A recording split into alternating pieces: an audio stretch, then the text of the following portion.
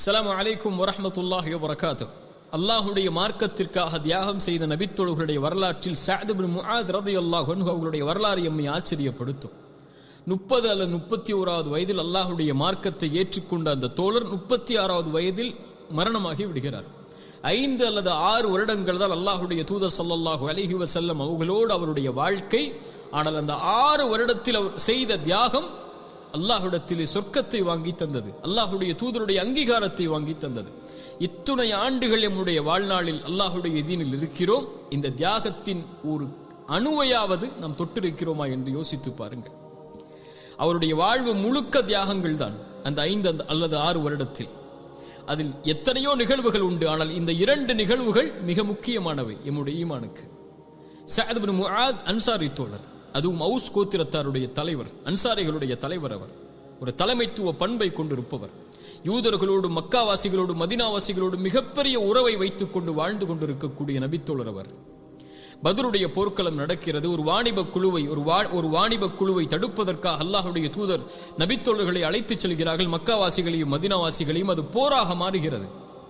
அது போராக மாறுவதற்கு முன்னால் அல்லாஹுடைய தூதர் நபித்தோழர்களை அழைத்து மக்காவாசிகளையும் மதீனாவாசிகளையும் அழைத்து சொன்னார்கள், அஷீரு அலைய அய்யுஹன் நாஸ், எனக்கு ஆலோசனை செய்யுங்கள், இதில் நாம் எப்படி நடந்து கொள்வதென்று. அபூபக்கர் எழுந்தார்கள், மக்காவாசி. உமர் எழுந்தார்கள், மக்காவாசி. மிக்தாத் ரலியல்லாஹு அன்ஹு எழுந்தார்கள், மக்காவாசிகள். அல்லாஹுடைய தூதர் மகிழ்வுற்றார்கள். ஆனால் அல்லாஹுடைய தூதர் அவர்களுடைய ஆலோசனையை விட விரும்புவது வேறொருவருடைய ஆலோசனை. யாரை?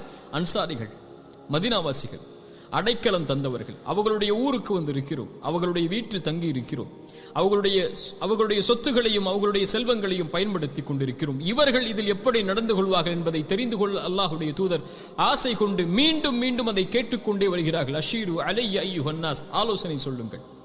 அந்த மதீனாவாசிகளில் தலைவர் சஅத் இப்னு முஆத் எழுந்திருக்கிறார்.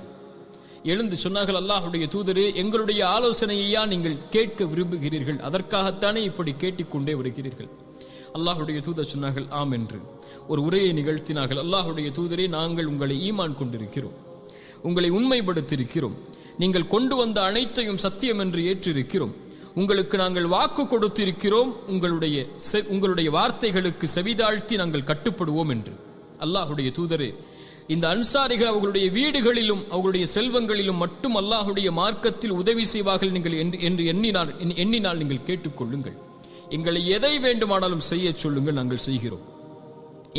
எங்களை அழைத்து சென்று எந்த உறவை சேர்த்து வாழச் சொல்கிறீர்களோ சேர்த்து வாழ்கிறோம், வெட்டி வாழச் சொல்கிறீர்களோ வெட்டி வாழ்கிறோம். எங்களுடைய செல்வத்தில் எதை எடுத்துக் கொள்கிறீர்களோ எடுத்துக் கொள்ளுங்கள், எதை விட்டு விடுகிறீர்களோ விட்டு விடுங்கள். ஆனால் நீங்கள் விட்டுவிட்டதை விட நீங்கள் எடுத்துக்கொண்டதுதான் எங்களுக்கு விருப்பமானது. சுப்ஹானல்லாஹ், இதை எப்படி விளக்குவது? எங்களுடைய செல்வத்தில் நீங்கள் விட்டதை விட எடுத்துக்கொண்டதுதான் எங்களுக்கு மிக விருப்பமானது. அல்லாஹுடைய தூதரே, அல்லாஹுடைய தூதரை எங்களை அழைத்துச் செல்லுங்கள் எங்கு வேண்டுமானாலும். நீங்கள் ஒரு நடுக்கடலில் சென்று எங்களை மூழ்கச் சொன்னாலும் நாங்கள் மூழ்கத் தயார். ஒருபோதும் எங்களில் ஒருவர் கூட, அன்சாரிகளில் ஒருவர் கூட பின்வாங்கி விட மாட்டோம். நாங்கள் நாளை எதிரிகளை சந்திப்பதற்கு தயாராக இருக்கிறோம். அந்த போரில் ஏற்படக்கூடிய சிரமங்களை பொறுமையோடும் அல்லாவின் சந்திப்பின் மூலம் உங்களுடைய கண்ணின் குளிர்ச்சியை நாங்கள் ஏற்படுத்துவதற்கு நாங்கள் தயாராக இருக்கிறோம். அல்லாஹுடைய அருளால் எங்களை அழைத்துச் செல்லுங்கள் அல்லாஹுடைய தூதரே, நாங்கள் தயார், எங்களில் ஒருவர் கூட பின்வாங்க மாட்டார் இந்த போர்க்களத்தில் என்று சொன்னார்கள். அல்லாஹுடைய தூதர் அந்த வார்த்தையை கேட்ட மாத்திரத்திலேயே சொன்னார்கள், நான் அல்லாஹுடைய வெற்றியை நான் பார்க்கிறேன் என்று. சுப்ஹானல்லாஹ். அந்த பத்ருடைய போர்க்களம் நடந்து கொண்டிருக்கும் போது அந்த பத்ருடைய போர்க்களத்துடைய அமைப்பை அல்லாஹுடைய தூதர் அமைத்து